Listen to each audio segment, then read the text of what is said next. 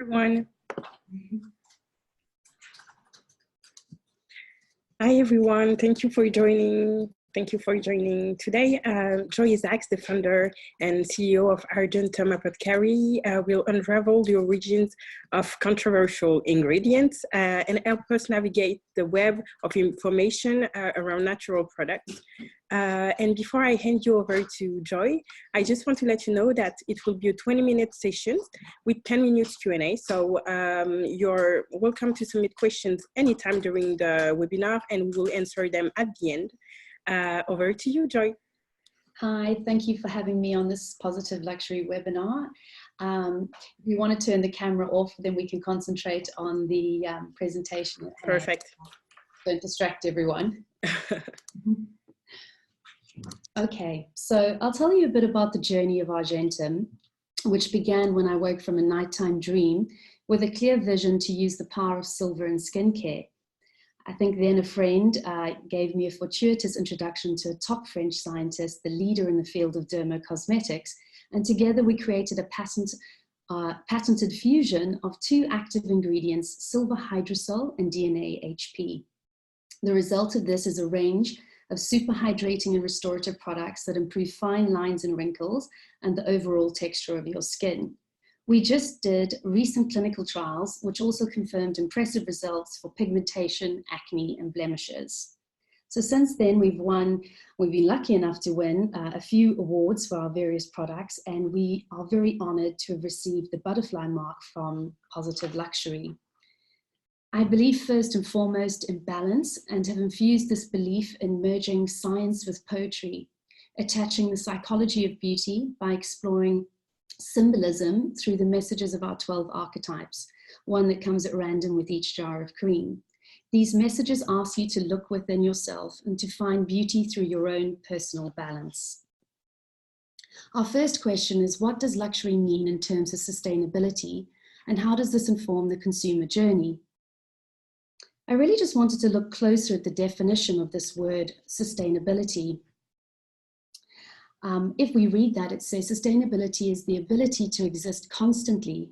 It's the process of our society maintaining change in a balanced environment. And as this definition suggests, items that are sustainable in the long term, because the ability to exist for longer, such as luxury products, create an environment that's more conducive to being sustainable. A luxury item is an item that we invest in so that we remain a constant in our lives rather than a quick, low-cost fix that we'll need to rebuy within weeks or months. Luxury is about savoring something that we don't have to keep buying and exploiting our resources, finance, or the environment. Luxury means less waste, and what is that if not sustainable? I recently heard an old Russian saying that translates, "We aren't rich enough to buy cheap things." And I believe this to be so true, and definitely the key here. Luxury brands are timeless. They transcend the everyday and become forever items. Investing in luxury skincare products means that every precious drop is utilized. You also don't need to use as much of these products that are rich in powerful active ingredients. These higher quality ingredients in and of themselves are more ecologically friendly. There is also no need to layer products one on top of the other. Instead, my mantra is less is more. And it's about allowing these precious ingredients to work their magic, not stifling the skin with layers of product that would just sit on the surface of your skin as one would expect with makeup. So my advice is to find that main key product to multifunction without overloading the skin. And this is very important in achieving healthy, radiant skin. Lastly, but definitely not least, true luxury is a love story. It's a much more considered purchase. It's delivered with good intention, with thought and value added meaning to it. It means rather than filling up your bathroom with items that may end up being thrown away, you have one beautiful, sustainable, useful item that you will use and love for longer and with more appreciation each time you do. And I think this thread of luxury needs to work from the ground up through the ingredients, the formulation, the packaging, and its message. This authenticity is priceless, and the energy it will carry through will only bring good results. Moving to our second question, when questioning the ethics and the origins of controversial ingredients, how do we find the balance? And there's a big fat question mark there. But you know, with ARgENTUM, our aim is to continue to research the best ingredients that are ethically responsible from natural origins where we can, that create as little damage to the environment as possible. In recent years, there's been a growing fear around using certain ingredients, and in particular, palm oil, which is fast becoming somewhat of a taboo subject in many different industries. Many years ago, I'd probably say about 2013, I came across the controversy around palm oil. And the minute I saw the horrors on social media and the impact and depletion of our rainforests, my full attention turned to focus on it. Our aim is to always try and look at the bigger picture and review our ethics and morals in connection with the whats, whys, and hows of all that we do. I think it's really important to approach controversy with an informed mind by researching as much as possible. And there's this old saying that I love, the devil rides the back of those who are certain. I think we should never be too sure, but we can take the time to fully educate ourselves with information, something that is now so easily available to us all. So rather than rushing to mass hysteria, we try to focus on the sustainability of palm oil, the palm oil we use in 2 of our products, even though it presented in extremely low volumes. We wanted to understand the impact that it has or could have, and if we could do anything about this, such as switching out the ingredients for an alternative option. You may ask, why do we use this ingredient in the beauty industry? I immediately rushed to our scientist with this, and he told me we use palm oil because it's rich in omega-9, it's an excellent skin regenerator and highly beneficial to the delay of appearance of wrinkles. It's moisturizing, it's rich in omega-6, which if it's deficient in your skin could cause infection, itchings, and dehydration. Palm oil is also rich in vitamin E, which is an antioxidant that helps fight skin aging, as well as carotenoids used in the treatment of sun damage. And if we didn't use it, we would need to replace this ingredient with the likes of soy, avocado, or coconut oil. It was then also a relief to discover that the palm oil that we already used came from certified sustainable sources that are governed by the Roundtable of Sustainable Palm Oil, the RSPO, which ensures its farming is compatible with the protection of the rainforests and their biodiversity. What we've discovered is that avoiding palm oil altogether could have deeper or worse effects on the environment because it could drive away attention from companies who are dedicated to improving the sustainability of the situation. It could also encourage companies to use other products that may be even more harmful or impact the environment worse. Palm oil is by far the most efficient vegetable oil to grow, as it takes less land to produce than other vegetable oils. And I think this illustration, Finding the Balance, clearly depicts this because it shows the tons per hectare. Palm oil produces 3.3 tons per hectare as opposed to 0.4 of soy. So although using other vegetable oils seems like a practical solution, it would actually create a similar, if not even larger, environmental and social problem. Therefore, the best solution is to ensure you buy products that contain sustainable palm oil. And this not only stretches to the cosmetics industry, but also the biggest user, the food industry. I believe there's a real misconception that these concerns can be addressed when companies simply stop using palm oil in their products. However, it's not as easy as it sounds for a number of reasons. And these are some of them. If we replace palm oil with other types of vegetable oils, such as sunflower, soybean, or rapeseed oil, it would mean that much larger amounts of land would need to be used, since palm trees produce 4 to 10 times more oil than other crops per unit of cultivated land. This would result in serious environmental damage, with the risk that more forests would need to be converted to agricultural land. The other part we need to consider is that the producing countries have millions of farmers and their families work in the palm oil sector. Palm oil plays an important part in the reduction of poverty in these areas. And if you take Indonesia and Malaysia, a total of about 4.5 million people earn their living through palm oil production. So stopping the production of palm oil altogether would create significant problems for these people who support their families by working in this industry. And then replacing palm oil with other types of oil is not always feasible due to palm oil's unique properties as a food ingredient or as a cosmetic ingredient. And using these other oils would not give the products the same texture or taste or effectiveness as others. Our research has shown that this is the preferred action by WWF, who are undoubtedly dedicated to the world of wildlife. Their statement starts as, boycotts of palm oil will neither protect nor restore the rainforests, whereas companies undertaking action for a more sustainable palm oil industry are contributing to a long-lasting and transparent solution. I believe in WWF, and they are one of the founding partners of the RSPO. I then did some further research and found that at the University of Bath, they've developed a way to chemically engineer an oily yeast that can mimic palm oil's most sought after properties. Using a type of yeast, the name of which is very difficult to pronounce, so I won't embarrass myself and try. But this has been historically used in the South African wine industry. And scientists believe, the scientists that are developing this, believe that it's a truly versatile, planet-friendly alternative to palm oil. But then when we look at this, we need to recognize that this would probably render this ingredient synthetic. And in inverted commas, there goes our clean, natural beauty. So it's in educating ourselves and the customer to the best degree that we can to find the balance. And of course, we can never be 100% sure we're doing the right thing, but if we define ourselves by what we are not, then we can never truly achieve balance. Balance is the key to the success of sustainability in the future of our planet. It's about taking an ethical approach that's not extreme, but doing what we can to find equality and balance. And this little slide shows that we need to be concerned with the bigger picture, get a bird's eye view, always leaving room for uncertainty because we can never be 100% sure. Understanding the impact across all touch points and then educating yourself and the customer. We've done another little slide, which is kind of merging science and nature, which I love, because on one end you have clean beauty, the other cosmeceutical. All our ingredients are picked apart and researched by us, and we never use stock formulas. If you're going to use stock formulas, then you need to question every single ingredient. Don't just trust the lab, get involved with the process. I think we were really lucky enough to have a scientist who got involved and supported my questioning along the way. And if we look at this circle, it starts off with function.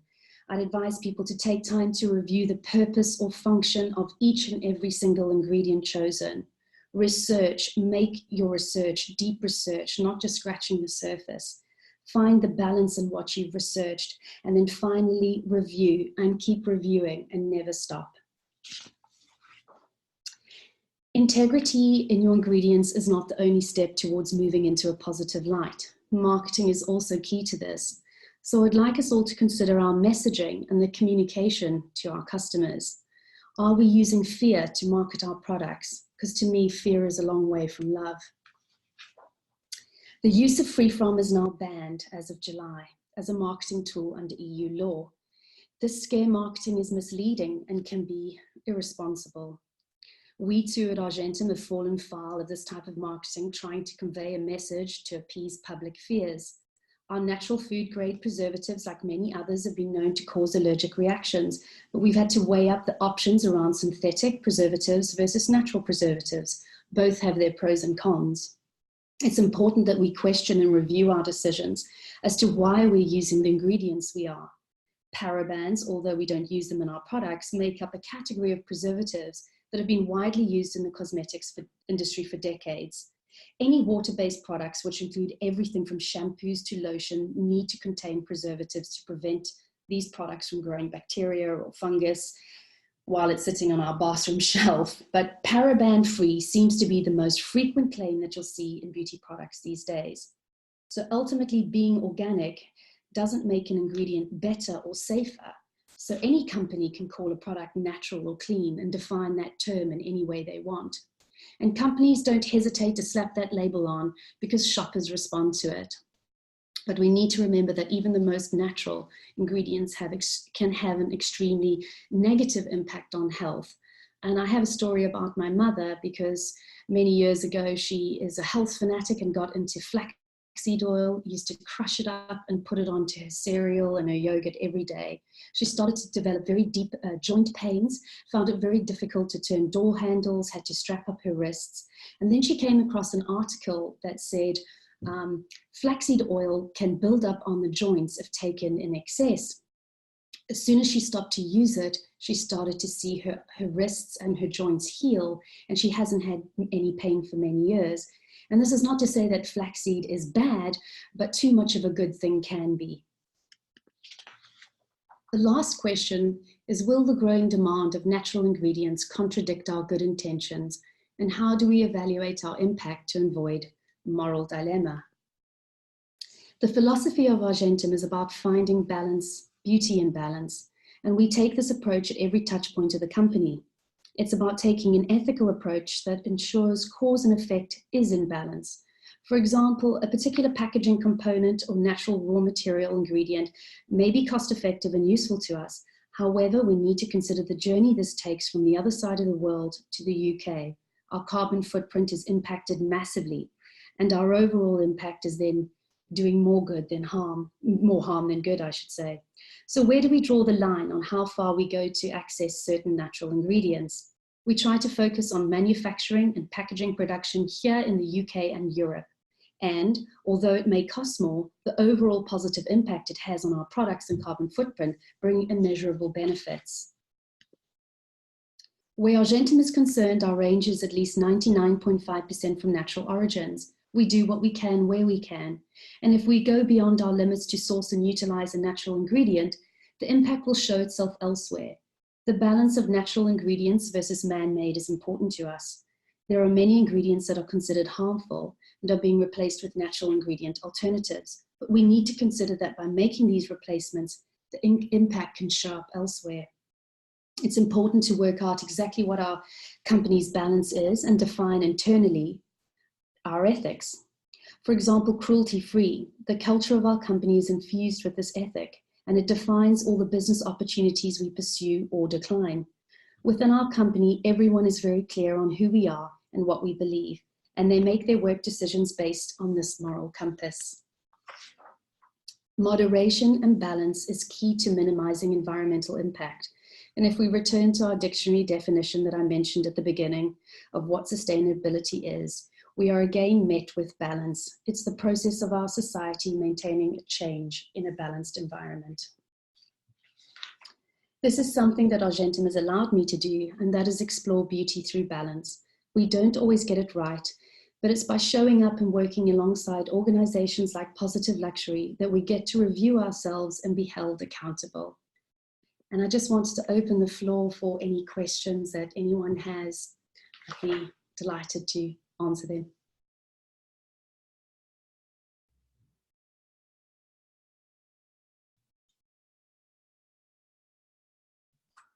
Thank you, Joy, for the presentation. It was super interesting. I hope you all found it very useful, and we are all waiting for your questions. So please don't hesitate, use the Q&A box. Oh, I think there is one, Joy. There is one. How do you measure the impact of sustainability ingredient sourcing? So we like to implement a timeline. So we list out all our ingredients, and then we try and work out, it's about finding the balance. For example, if something is going to cause a larger footprint in one area, we'll work it out elsewhere.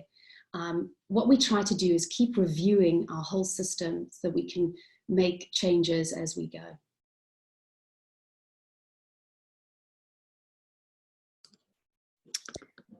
Thank you for this answer, Joy. Is there any other question? What do you think is the best practice in terms of consumer communication and transparency? This is a difficult one because I think a lot of us are afraid to sometimes talk openly and honestly with our customers. I think what we're going to try to do is do a series of blog posts that we share across social media, where we share information like this with the customers so that they can become empowered, so that they can make the right informed decision.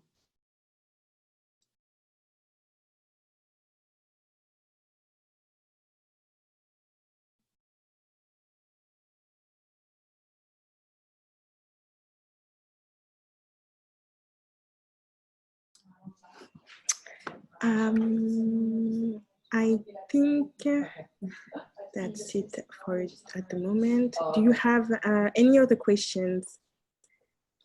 That's the moment for you attendees. Okay, thank you. What does the future hold in terms of ARgENTUM, what does the future hold for ARgENTUM in terms of sustainability? Well, for us, sustainability is everything. It infuses the ethos of the brand, and it's something that we just continuously talk about every day and work on every day. I don't think it's ever a finished job. It's something that we will look to review constantly.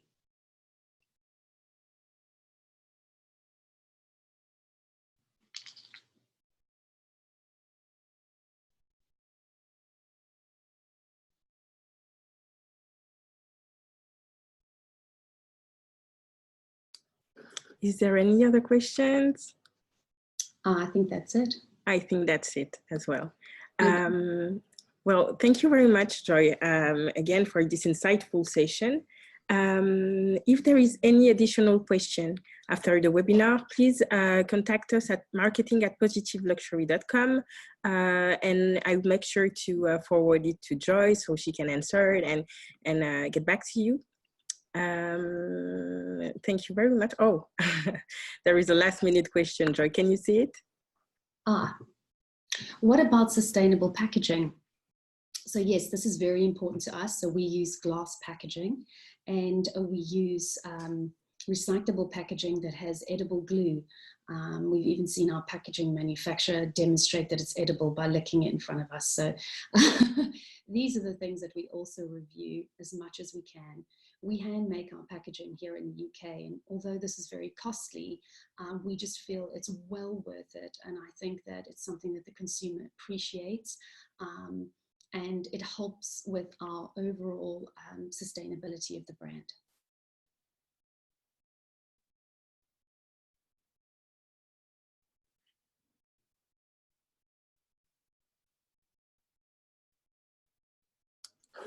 Now, I think that was the last question. Okay. Again, so if you have any additional question, please feel free to email us or DM us on Instagram, Facebook, Twitter. We'll be happy to answer them. Thank you very much, Joy. Thank you so much. Thank you for hosting the webinar. And our next webinar will be on the 30th of July with the mindfulness expert, Terence the Teacher, a freshly appointed member of our Sustainability Council, and we'll be talking about mindfulness. Thank you all for attending the webinar, and I'll see you soon. Okay, thank you. Thank you. Bye-bye. Bye-bye.